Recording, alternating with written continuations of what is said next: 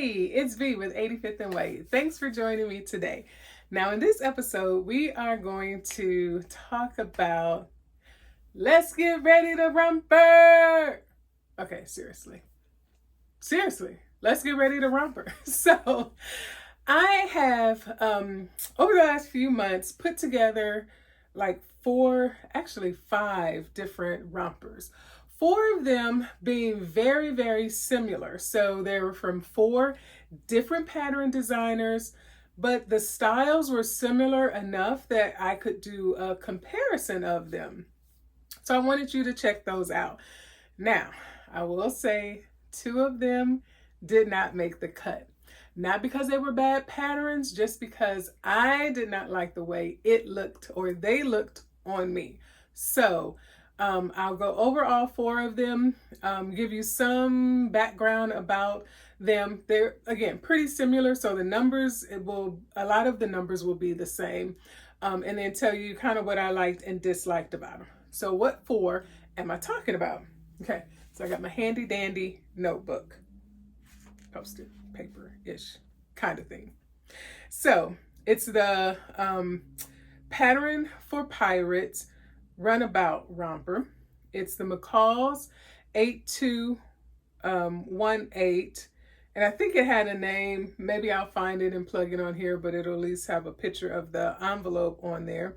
It's the Seamwork Layton romper, and then it's the off the shoulder romper. Oh gosh, I want to say by, not Pattern for Pirates. What's the other one?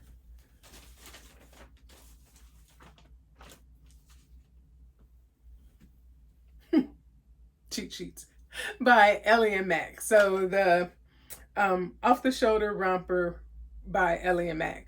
So those are the four different pattern designers. Three of them are independents, obviously. And then you have the one commercial pattern. So I'll go through some numbers first and then we'll go through each of the rompers separately. So all in all, they had about the same size range, starting at 0 or extra small up to a 5X. The only difference being McCall's, which went up to a size 24. So that might be 2, possibly 3X. And then the Layton by Seamwork went up to a size 26. So again, possibly a 3X or so. In terms of measurements, they all hit pretty much the same size range, which for the bust, going from about a 29-30 start up to a 60 bust range. And then for the hip, again, pretty much around that, starting around 33, 34, and going up to a 64. Now, I will say that the Roundabout by Patterns for Pirates had the largest range. And again, unfortunately, McCall's had the smallest range, so bear that in mind. All of them had knit fabric, so with about a 50% stretch. For three of them, the Layton had 25% stretch.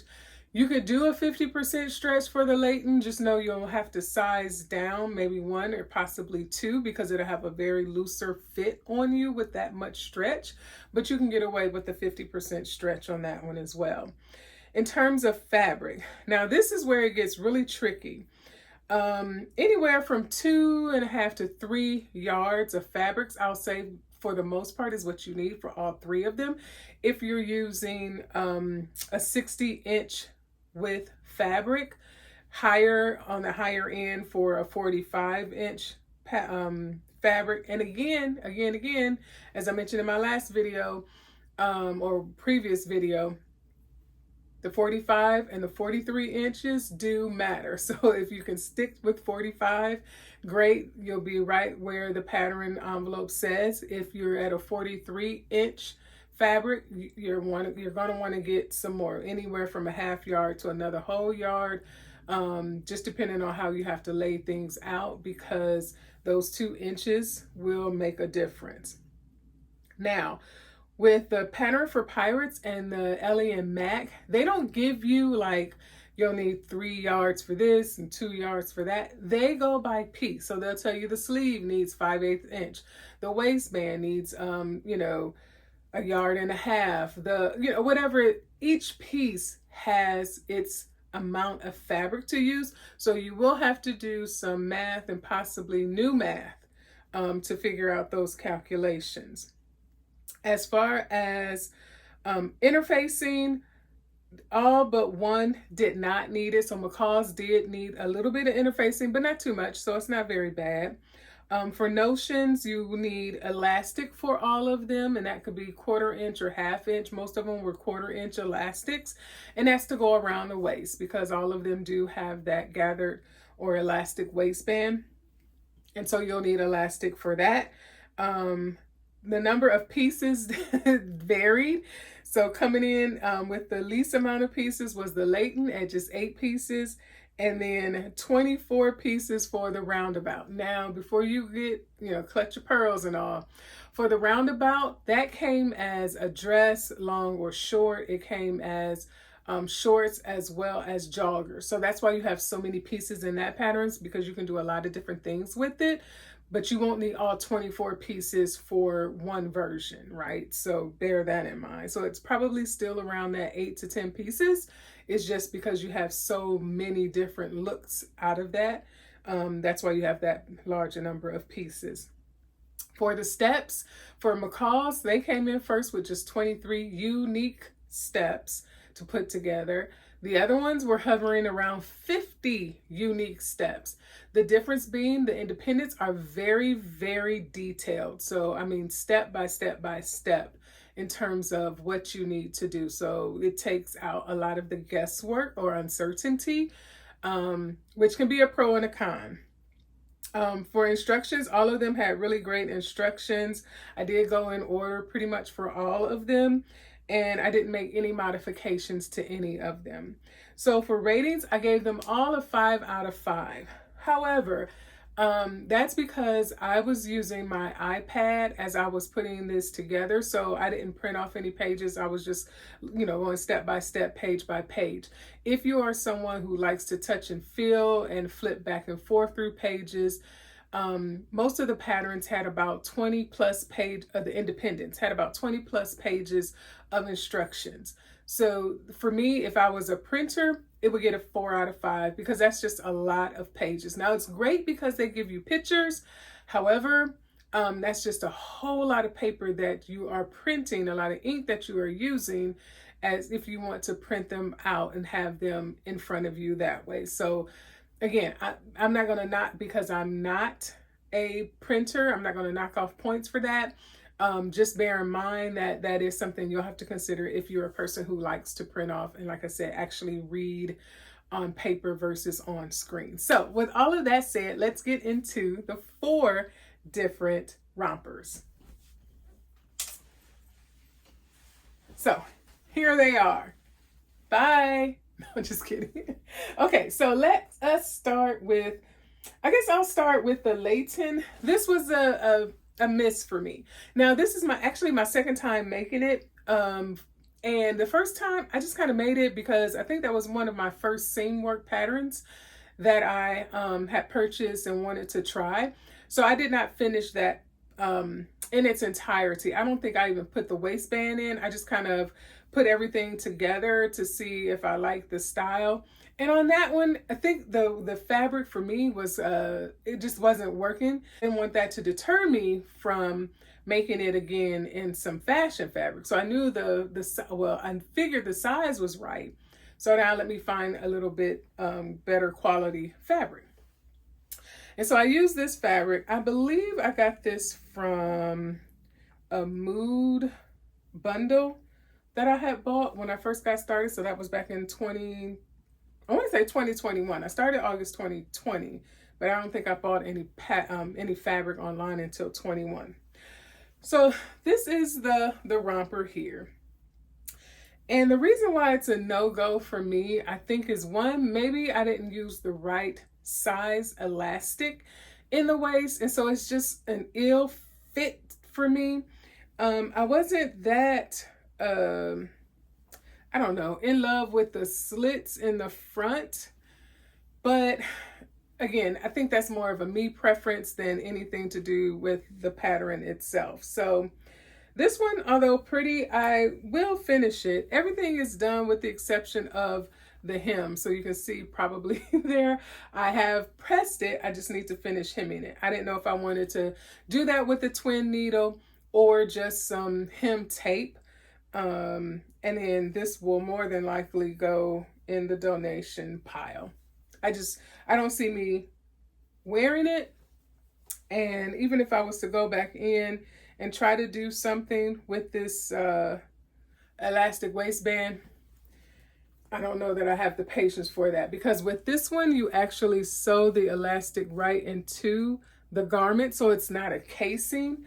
And the very thought of trying to unpick that on serged seams, it's not appealing to me. So all in all, good pattern. I would suggest anyone try it. It's just the fit didn't work for me. Okay. So next we have the runabout. Now this one, not only did I like the fit, I really like this fabric. And this fabric, I honestly want to say I have in a Walmart bundle, because I couldn't find where I'd actually use this. If I find a little sheet of paper somewhere that tells me what the pattern or what the fabric is, I'll put that on the screen. But I really do like this this fabric. I like the feel of it, but I also like the design of the fabric. So for this one, you know, it's just a quick bodice with the shorts. You have pockets. All of them have pockets. Everybody's going to have pockets, okay?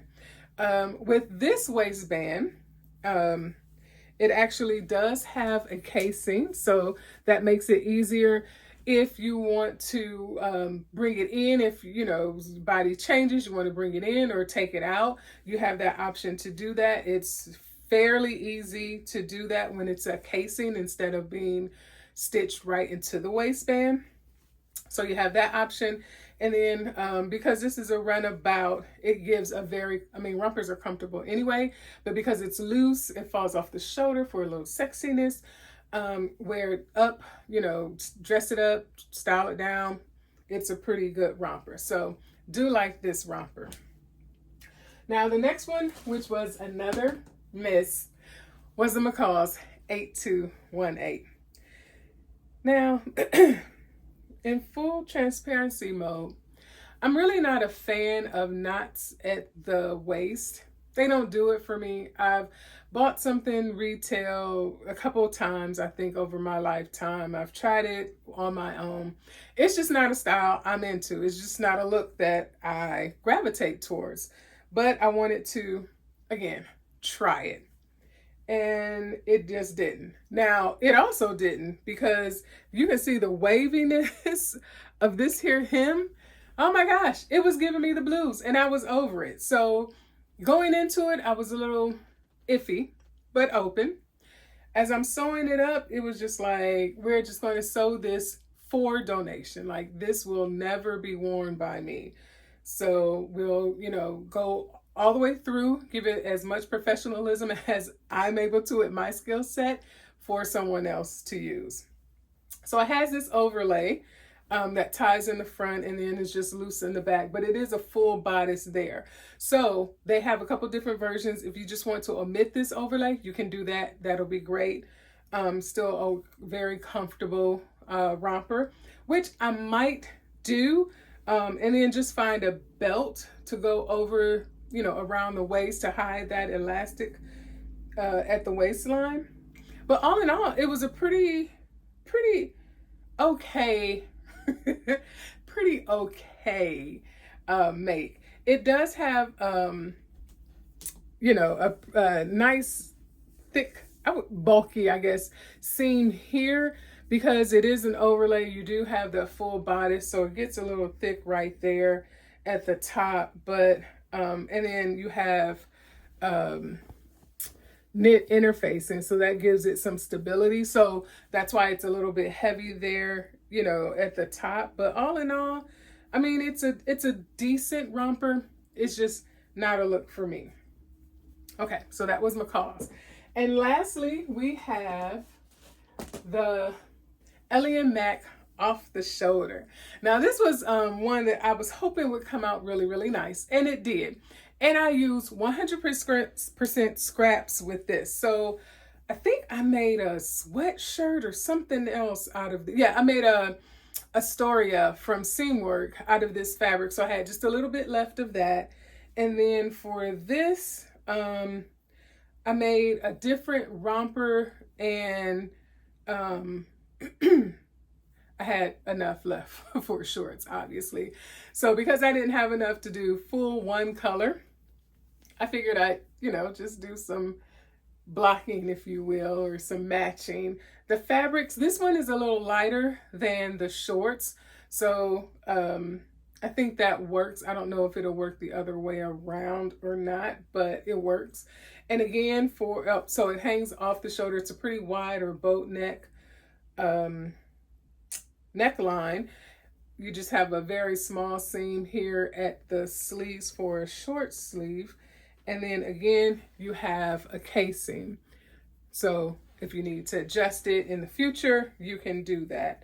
But yeah, I really do like the way this one fits.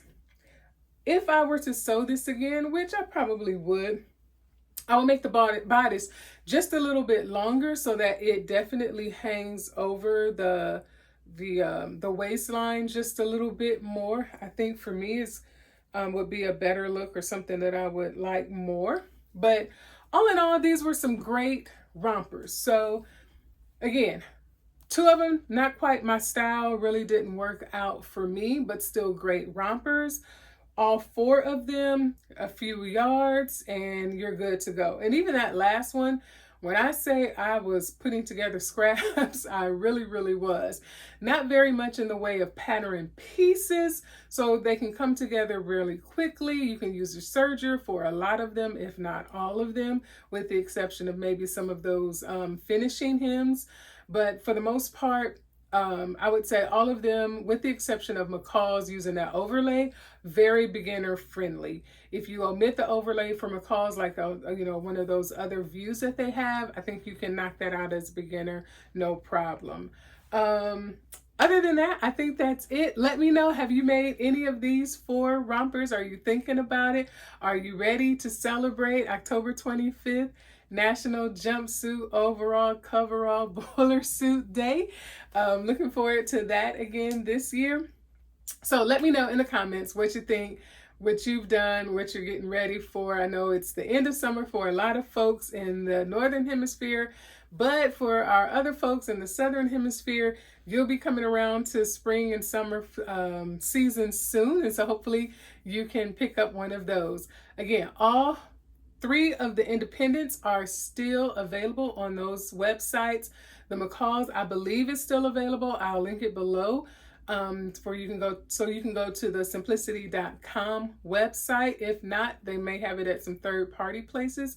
But yeah, hopefully these 4 will inspire you to, 1, make your first romper or continue to make them. So let me know, which one of these do you think made the Let's Get Ready to Romper rumble? Because you are not going to ding me for copyright, okay?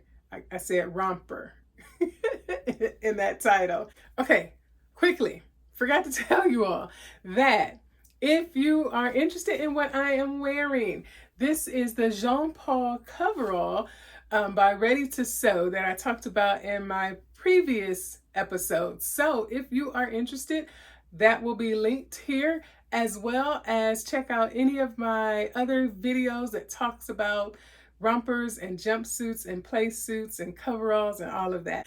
Anyway, thank you so much for joining me today. Thank you for sharing this sewing journey with me, and I'll see you next time. Bye.